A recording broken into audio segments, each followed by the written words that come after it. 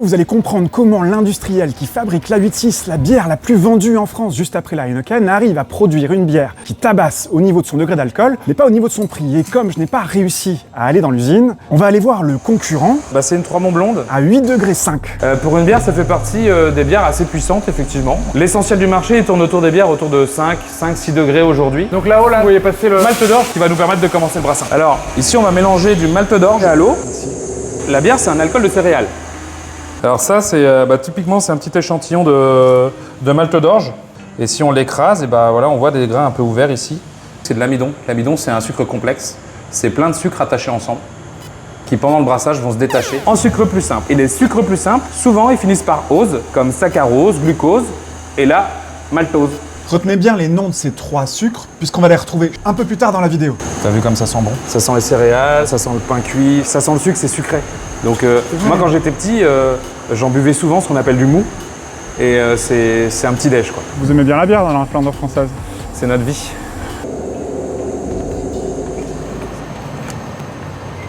On est où là? Eh ben là, on est au pied des cuves de fermentation, Adrien. Alors dans ces gros fermenteurs, qu'est-ce qui se passe? On va envoyer les brassins de la salle de brassage et ajouter la levure. Et le maltose, les levures, elles peuvent le manger et le transformer en alcool. Et le degré d'alcool augmente, mais le sucre baisse. Plus il y a de malt d'orge par rapport au volume d'eau, plus il y a de degrés d'alcool. Avec le malt d'orge qu'on va mettre en œuvre à l'étape du brassage, on va obtenir une bière qui est à peu près à 7 degrés. Là, Quentin, il va ajouter quelques sacs de sucre dans notre brassin. Pour la levure, c'est un peu comme des bonbons. Et elle va tout transformer vraiment en alcool en définitive. On va augmenter d'1,5 degré, 2 degrés, le degré d'alcool de la bière finie. Donc c'est de la triche ou pas? C'est de la triche? Non, c'est pas de la triche. La question, elle est plutôt autour de l'équilibre gustatif de la bière. Parce que dans le malt, dans les grains, il y a aussi des protéines, etc., qui vont vraiment donner du corps à la bière. Faire des bières à 9 degrés, 100% malt, ça fait des bières qui sont très lourdes. Au bout de 20 jours, la bière va être filtrée et ensuite mise en bouteille. Voilà, elle fait 8,5, c'est sûr.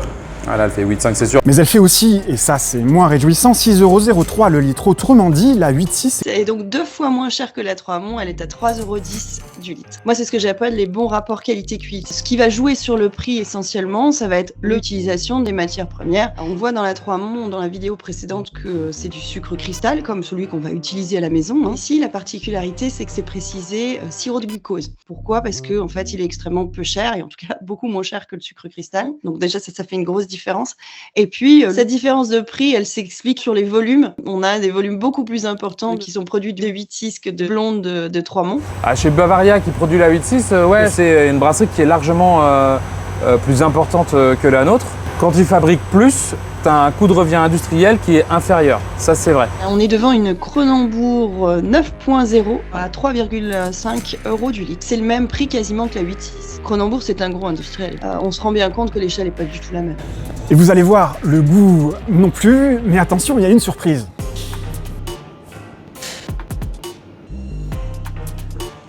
Je m'appelle Sébastien, je travaille dans le monde de la bière depuis plus de 18 ans. J'aime la bière, j'ai 2 établissements dédiés à la bière. Tu peux le prendre. C'est pas forcément très agréable, la sucrosité, peu de subtilité. La sucrosité résiduelle qui donne soif après. C'est quoi, résiduel? C'est du sucre qui est présent dans la bière, ça n'a pas été entièrement consommé à la fermentation. Et c'est pour plaire au papy du consommateur lambda parce que le sucré, c'est un goût qui est complètement inné. C'est le premier, ça c'est le deuxième. Tu peux le prendre. Ah, je ne suis pas fan des bières sucrées. Il y a une certaine rondeur, une petite amertume en fin de bouche. Troisième.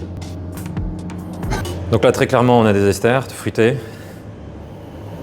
Donc sur le côté banane, un petit peu pomme, qui n'est pas désagréable.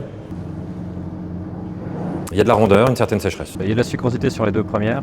J'ai l'impression d'en avoir un peu moins sur la 3e. T'as pas été frappé par un degré d'alcool particulièrement élevé? Là, à la dégustation, c'est pas ce que j'ai ressenti.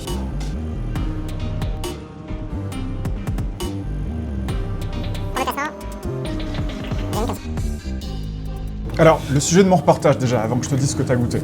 Je veux savoir comment c'est possible de fabriquer une bière qui a un fort degré d'alcool, D'accord. mais qui coûte pas très cher. Il y a une marque qui est très connue pour ça. La 8,6. Oui, bravo! Je dirais que c'est la dernière. Et non. Et non. C'est la deuxième. La deuxième. Étonnant. À l'aveugle comme ça, on est sur un produit qui est pas mal fait et qui peut plaire au plus grand nombre. C'est la moins chère des trois. 3,1 € le litre. Ce qui est vraiment pas cher. Celle que tu as classée numéro 1, Kronenbourg, blonde extra intense 9.0. Très étonné. 3,5 € le litre. C'est pas cher encore une fois pour une bière pour le binge drinking. C'est l'action de boire très rapidement des alcools qui sont plutôt forts pour aller chercher l'ivresse très rapidement. Le binge drinking, c'est vraiment pas mon truc. Moi j'aime bien la bière, j'aime bien le côté dégustation de la bière. La dernière, c'est la Trois-Monts. C'est aussi la plus chère. Est-ce que ça te donne envie de boire des bières fortes? Tiens. Non, ça n'a jamais été mon truc. Là, on va aller chercher de la simplicité, de la sucrosité, de la rondeur, du taux d'alcool. Ce qui n'est pas du tout ma recherche dans la bière. Bilan des courses, l'Accro et la 8-6 s'en sortent plutôt pas mal, mais si vous aimez vraiment la bière et pas les gueules de bois, évitez-les.